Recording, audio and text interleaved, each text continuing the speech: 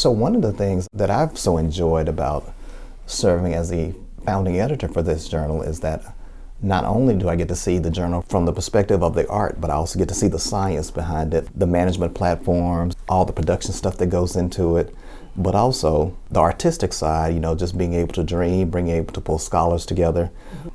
And I have found such a strong and supportive home being here at Penn State Press. How have you been able to create this atmosphere where new editors who really don't know what we're doing, learning what we're doing as we go along, to make us feel so comfortable in bringing our academic products here? Well, I think it started with a willingness to take a risk. Our press had about 12 scholarly journals back in 2008, 2009. And when our new director came on board at the time, we had just lost 2 journals. So titles that were owned by other organizations decided to seek another publisher. And I think it was a little bit eye-opening to see titles walk away, and we had to sort of reevaluate, well, what are we doing here, and how do we keep the ones that we do have?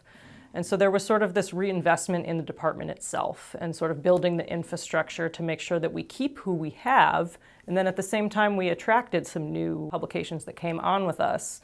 And once that momentum started, it was really hard to stop because, as it turns out, a lot of university presses are not willing to take the risk of bringing on a new journal. And that's where I think we sort of set ourselves apart 15 years ago when we said, you know, there is value in this department and, you know, there is strength in numbers. We have the infrastructure, we have the skills, we have the right people. So let's bring on other publications so that we can put their work out into the world.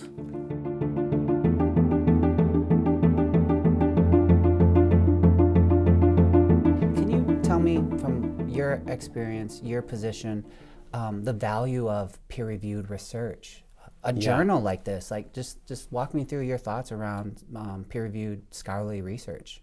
University presses are uniquely specialized in helping to facilitate peer review. Because we were created by academics with the needs of the academy in mind, university presses go through and take great pains to ensure the peer review process is adhered to properly. Double-blind peer review is the gold standard of peer review in academic publishing. To understand why it's valuable, you have to understand what is it trying to accomplish, right? Why, like what makes it the gold standard? Double-blind peer review means that the author of the material is blind to whoever is reviewing it, and it means that the person reviewing it is blind to who the author of the material is. In that way, it strips the process, or it's intended to strip the process of bias, of perceived bias towards someone's corpus, towards someone's position, towards someone's physical traits or their location geographically.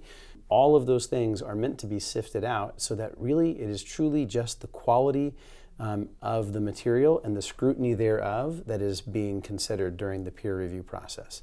We do our best to lay out policies and procedures, best practices. We talk to one another about how to accomplish that. And we work very closely with journal editors and the peer reviewers that work with those journals to understand what our expectations are as honest brokers and as the middleman in the peer review process. So I'm looking at all of these, you know, all of the different aisles and everything, and I see mostly, if not all, are books. And you did say that your journals or logistics are handled at another warehouse. Mm-hmm. Even our journal, JMACL, seems to be, we looked at the analytics numbers, seems to be we're doing better digitally, access-wise, than in print. So is that safe to assume that that is where journals are headed across disciplines?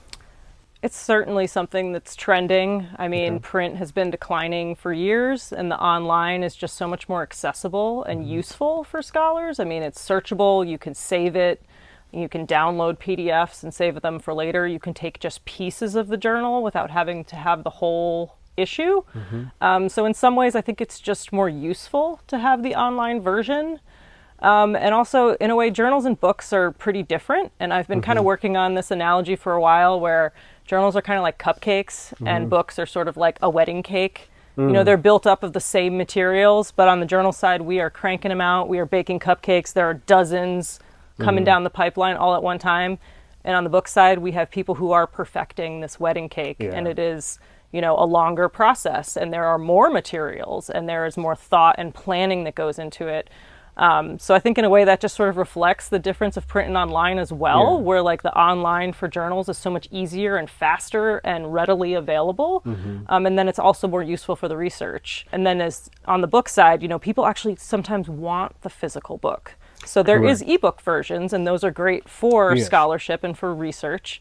But then there are people who get the ebook and they actually want the physical copy as well. I think there's also more involvement with like the author. The author has put years and years into this book, and they want to create it and make it into this beautiful object that they can hold and show to people.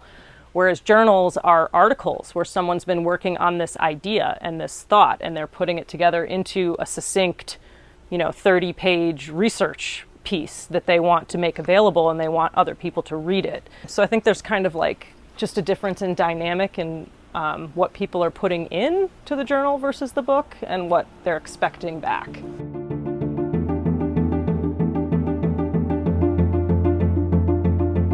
Are there ways that academics can be tracking their analytics? So there are some things out there called journal citation reports through Web of Science and Clairvit. And those, I believe your institution has to subscribe to it first to see it. Penn State University Press Libraries, they subscribe to it. I can log in and I can see different data about article citations, how many times an article was cited, the impact factors, things such as that. If you really want your article to be extremely visible, like what you had mentioned, articles visible and used during certain times, that sort of thing, we tend to see a lot of happening between April and June and October and December. And what's happening during those times? A lot of midterms and final exams at universities and papers being written and researched. And that's when we really see the uptick, at least in the usage reports. Now, I also shared some Google Analytics information, and we saw the uptick in the middle end of April, and I believe there was a conference that was going on that a QR code was being used and scanned. So that was an incredible thing to see the analytics go from a very small amount to a very massive uptick and then back down, roller coaster, if you will. That was a very interesting thing to see, but we see it all the time, especially with a conference or an event happening, especially if we open up articles like I had mentioned before, while an event is going on. We see those sort of things happening all the time, and it's not rare. It's exciting to see, but those sort of things happen a lot, and if those articles can be tied into when they are happening, that just fully more so increases the discoverability, the visibility, the usage of your article and of the journal as a whole. I feel like one of the things that you had said about coming here was just the passion of the people and the work that we do. And so we've certainly invested in the journal side a lot in the past 10 or 15 years, bringing on editorial manager, partnering with Scholarly Publishing Collective, and making sure all of the editors have all the tools and resources that they need to do the best work that they can.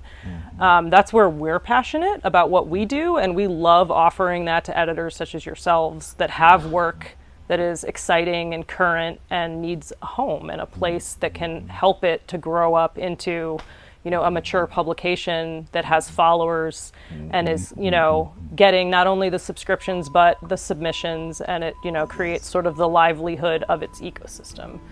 And we're here to support you in that way moving forward.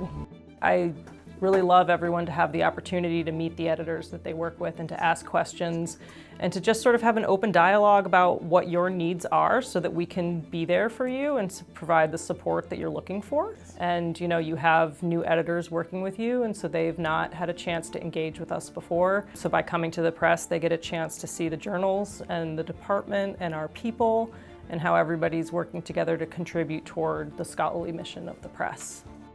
Penn State University Press is proud to be the publisher of JMACL. It's been clear from my visit with your editorial team today that the team is invested, that it is counting on and committed to the success of the journal, and that the success of the journal's authors is synonymous and parallel with success of the journal itself. That's healthy. That's how it should be. And I'm really proud that that is the attitude of your team.